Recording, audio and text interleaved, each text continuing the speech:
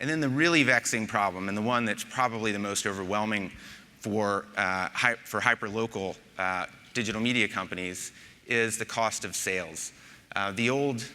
The original vision of Patch as a place they could go sell lots of small ads to local pizza shops and barber shops and that sort of thing just didn't work. The math doesn't work. It costs too much money. It's too labor intensive. You have to give too much guidance to each of those tiny deals to make a business out of it. So we were taking all of that on. And what did we do when we confronted those problems? We panicked. And I should say, by the way, this is our house cartoonist on the screen. We're so lean, she also works in ad ops. So everyone at Patch is multitasking. But we panicked because we thought, well, there's no way we can do the old thing Patch was doing. So what can we do? Well, we'll just be like everybody else. Every viral story on the internet originated as a local story somewhere. It was someone with a cell phone who took the video, or someone in a room who wrote the piece. And so we're a local network all across America. We will just surface that content, and we'll get in sort of on the ground floor, hang on to it as long as we can, and we'll benefit. And so what did that look like? And this, by the way, started right out of the gate for us and lasted until pretty much the early summer. So what we would do is we would take, for example, a simple health rating of a company, a restaurant in Georgia. This is Best Wings, I think, in maybe Douglasville, Georgia. I don't recommend you go there. We did the health, simple local health ratings report that maybe 25 people might click on, and we read it, and it turned out that this restaurant was an absolute house of horrors. Did a little research and figured out that a year before, Patch had written another story about the same restaurant getting shut down for the same horrific health violations. So we wrote a viral story out of it. Is this the most disgusting restaurant in America? And we pushed it out across our network, and we put it on AOL, and it got a couple 100,000 page views, which is a pretty nice return on a little local story. But there was a problem with this approach, which we did day after day across all of our patches. All of our patches are connected to a local Facebook page, a Twitter account, so everyone was seeing this sort of stuff all day long. And they didn't like it at all. And they let us know literally in hundreds of very angry emails and Facebook posts to us. They wanted hyperlocal content. They wanted Patch to be different and to give them something that they couldn't get anywhere else on the internet. We had angry users. Our reporters felt very disheartened and not particularly connected to their work, so we had some pretty serious morale problems in a company that had suffered through a lot of turmoil. So we were getting in a bad place pretty quickly. And then the traffic that we were patting ourselves on the back for receiving was totally unconcerned with the frame, Patch, and just clicking on the content that it encountered in the news feed, on their news feeds on Facebook.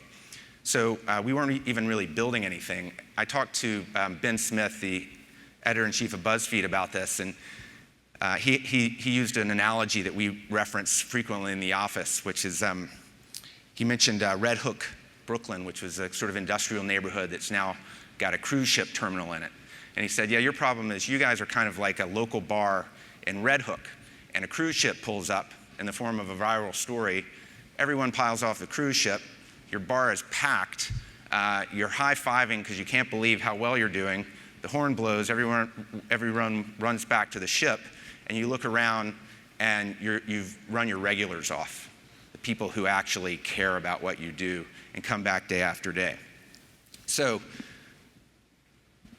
at that moment, we got together in a room, and we decided that we were going to acknowledge something that was about to put us in another fix, and that is our users wanted hyperlocal content. The problem with Patch had never been that people didn't like what Patch was producing. They valued it greatly. The problem was just the cost model around creating that and selling it. So we decided to listen to our users and to give them what they want, and then to get around to the business of figuring out how to do that efficiently and effectively, while at the same time starting the process of innovation that it would allow us to transform Patch into a completely different type of business if this was going to be our strategy. It was a little bit like fixing an airplane engine while the airplane's flying. We had to keep the thing going, keep the thing moving, and completely remake the guts of the organization and the company.